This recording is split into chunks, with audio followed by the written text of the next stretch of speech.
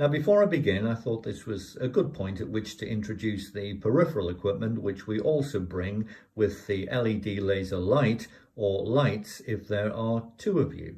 So starting at the back, you have the empty beaker.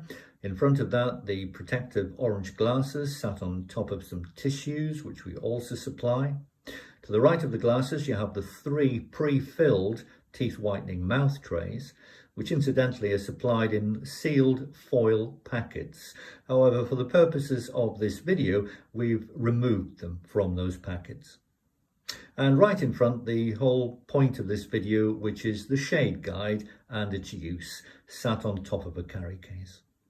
Now, I should point out, if there are two of you, you'll receive 2 of everything shown here, with the exception of the shade guide. We only ever deliver 1 of those. And now to the point of this video, which is how to find out your starting and finishing shade. And this is what the manufacturers suggest. The manufacturers have placed a letter which you can ignore. It's the letter S. That stays the same. The most important thing is at the base of each aluminium peg is a number.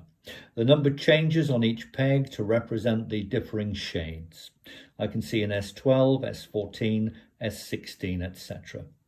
The manufacturers have also re-imprinted that identical information directly below each aluminium peg on the black plastic shade guide as well. So you have 2 forms of reference when you're looking in a mirror to identify the correct shade number. Now, the correct way to use this is what the manufacturers suggest. Make certain that the teeth are reversed, so the rear of the teeth are facing your own. You'll need a mirror, so find either a wall mirror or makeup, shaving or whatever, but have one handy. Standing or sitting down with the mirror before you, look in the mirror with a nice broad smile on your face and focus on your upper set of teeth, specifically the central 3 to 4. Hold this shade guide directly under those teeth so you can compare the 2 together.